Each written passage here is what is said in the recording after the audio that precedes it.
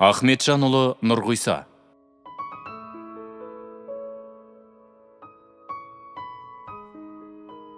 Жақсы адам Алланың нұры. Жүйткіген жүйріктей аққан жұлдыздай зулап өтіп жатқан уақыт-ай. Арамызда жүрген жақсы адамдар өмірден өтіп кетсе, көңілден ешқашан өшпек емес. Оның артында ұстамы жақсы ұрпақ, қабырғаны қайыстырған қимастық пен алатаудай сағыныш қалатыны сөзсіз. Өлімі өзінікі болғанымен, өмірі өзгенікі болған аяулы Асқар таудай атамыз Нұрғисаның өмірден озғанына 20 жылға таялып қалыпты. Алланың нұры көктемгі ақ жауындай көпке пайдасы көп тиген ата еді. О бастан өлмек айқын. Бұл пәниде темір өзекті пенде жоқ, өлмес адам елде жоқ. Өлімнен өтер өткелде жоқ. Бірақ төрге шықса төбедей, төбеге шықса төредей, жақын мен алысты бірдей тең көрген, елінің жігері, қоғамның тірегі бола білген Нұрғиса атамызды өлімге қию да, енді арамызда жоқ дегенге сену де қиынның қиыны.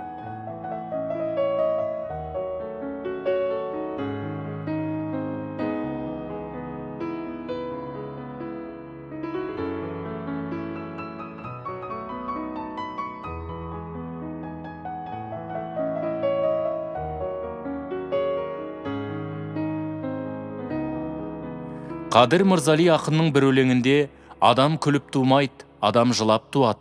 Жылайтыны туғанда жамандар бар қинайтын, жылайтыны өлерде жақсылар бар қимайтын дейді.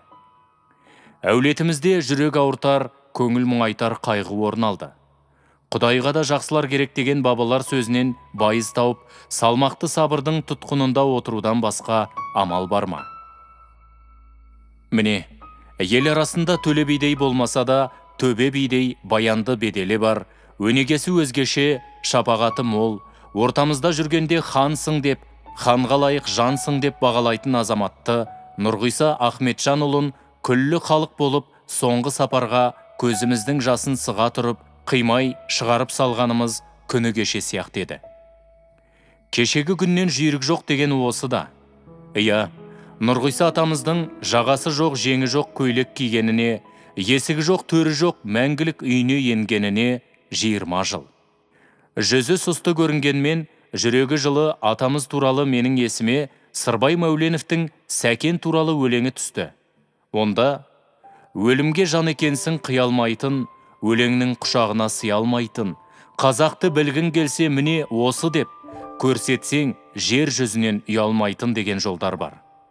Ортамызда беткі ұстайтын осындай асылдың тұқымы аяулы ақсақалдың болғанына шүкір дейік. Нұрғиса ақсақал 2 наурыз 1912 жылы Алматы қаласында Алатаудың бөктерінде аспан қара аюлы жайлауында дүниеге келген. Отбасында 9 ағайын деді. Олар Нұрдәулет, Байдәулет, Байбатша, Шынасыл, Нұрбек, Алма, Зейнеп, Ыбырайым. Әкесі Ахметжан өмірден ерте озғандықтан жетімдіктің тауқыметін тартып, ата-анасынан айырылып, 7 жасқа келгенше үлкен атасы Мейірманның қолында тәрбиеленеді. 8 жасқа келгенде әкесінің інісі Жұмабайда бала болмағандықтан Нұрғиса атамызды бағып алады.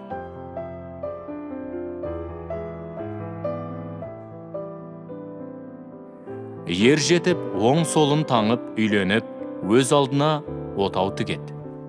Нұрғиса ақсақал дәметкен атты анамызбен шаңырақ көтереді.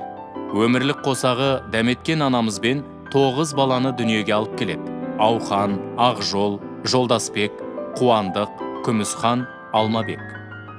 Бүгінде олар өз алдарына бір-бір берекелі отбасын құрып отыр. Солардан сүйген 30-дан аса немере 10 шақты шөберелер бар. Атамыз Нұрғиса мал шаруашылығымен өмір бақи айналысады. Мал шаруашылығының қыр-сырын үйреніп, бауырларына, туыстарына қамқор болды. Сөзі мен ісінен шындықтан көріп піскен жұмыртқадан балапан алу оңай заманда топтан оза шапқанға топтанып ор қазатын, бір қыранға көп қарға жабылатын, сан тимейтін сансыз жамандар лақтай басқа секірген, көлгірсіп сөйлейтін, сыңар езу, шетінен мансап құмарлар арасында жүріп, достығы, татулығы бәрі сатулы ортада жүріп, Нұрғиса атамыз өзінің адамдық қалпын, дегдарлық қасиеттерін қалай бүтін сақтап қалған деген ой келет маған. Асыл адам айнымас деген осы шығар. Нұрғиса атамыз өзінің қарапайымдылығымен көпшіл мінезінің арқасында көпті баурап алатын.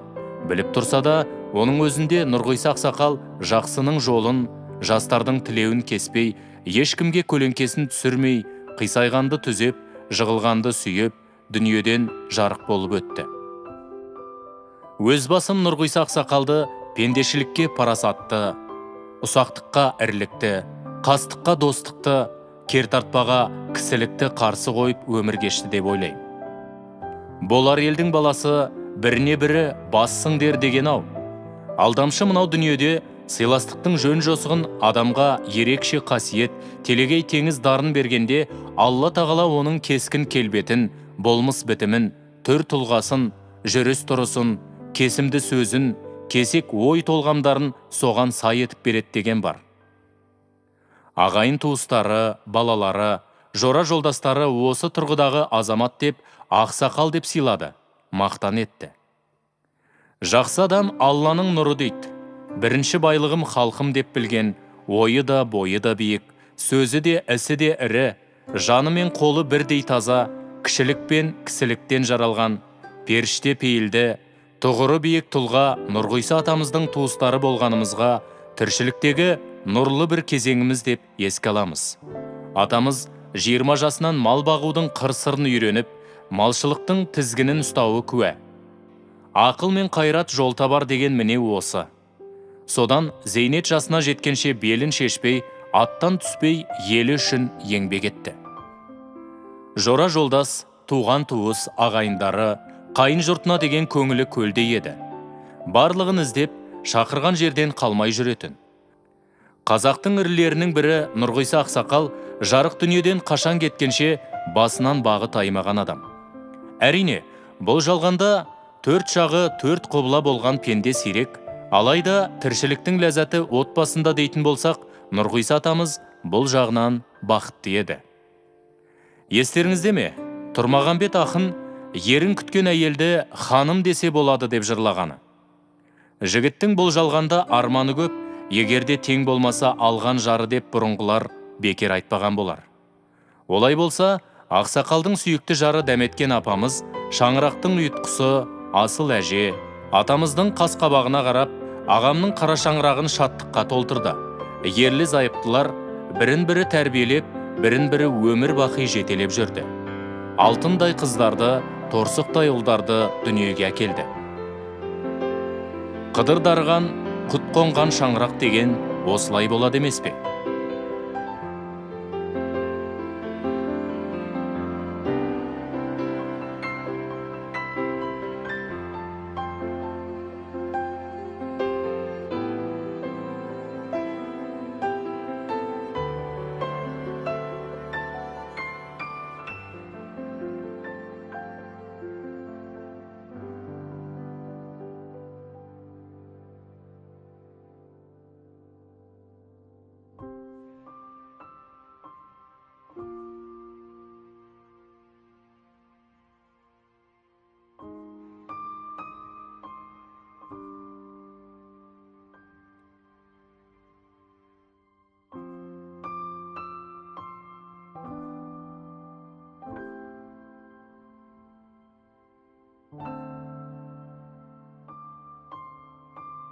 Нұрғиса ақсақал балаларына, немерелеріне ақ батасын беріп, бірлікті, ынтымақты болыңдар деп өсиетін қалдырды.